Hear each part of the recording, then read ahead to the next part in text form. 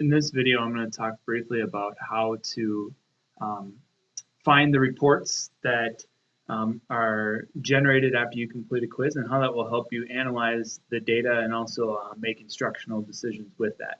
So I think one of the biggest pieces is this is that main dashboard that you're used to, and if we go back to the video before that, talking about your single question activities, some of the quiz-based ones, and then how you can import, edit, and create quizzes here. One of the pieces with this is we need to go into manage quizzes, which is important because within there, let's say that I know you get a choice to either email or download the report immediately, but let's say you forget to, or you want to come back to a report that you've done already, or a quiz report that you've done already. So if you go to the list, I have a bunch of them here, and let's say I select one, and then you can either email it to yourself or download it from there. So I have a couple already ready.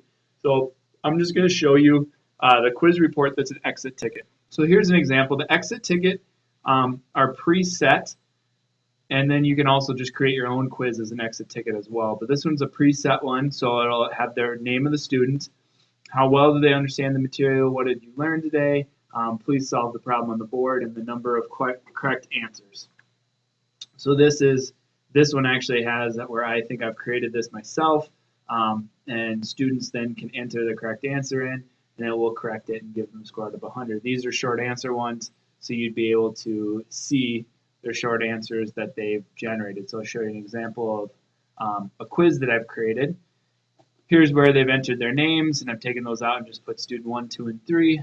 You can see they're already color-coded, which is really, really nice because I can see, yep, that they got this one, they all missed it, this one they got correct, the green is correct, and then also you have your yes, or the ones that you were incorrect were red. So the nice part is this is all sortable. So let's say that I get this and I want to sort out, and if there was a correct answer, I want to sort those that got it all red. So I can organize it by a certain column, which is perfect to allow you to quickly create groups that allow you to reteach that certain concept. One thing that I found is that it doesn't allow you to put a learning target tag with.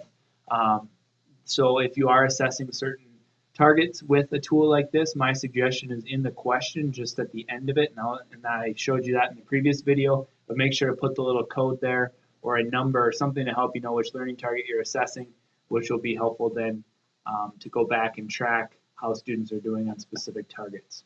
So here's an example of a short answer one. These students didn't get a chance to answer it. This one did. Notice it's not color-coded, but I can go back and then read their answers here, which makes it really nice because it's all in one spreadsheet. And then, yeah, I can see at the end their percentage for the questions that did have a correct or incorrect answer, and that helps me see. Also, it helps me analyze, let's say there's a certain question or a certain target that I was assessing that students really did not do well. That tells me I need to reteach that with the whole class or work on it again, because I can recognize as a whole group that we weren't successful. Now, this would be a great way to bring your data with to your PLCs as well, to say, yep, you know what, students are understanding this concept, or, you know, as a group, somebody did really well. They had all the students were correct on that one. So really, how did you teach that in your classroom? So generate some of those discussion starters. Yeah, so that's kind of just an overview of there are different reports, and you can download these reports initially, or they come where you can go back and download certain ones. And here's just an example of kind of how they're already color-coded for you. In the previous video, I showed how to set the correct answers ahead of time, so it will actually correct it for you as a kid.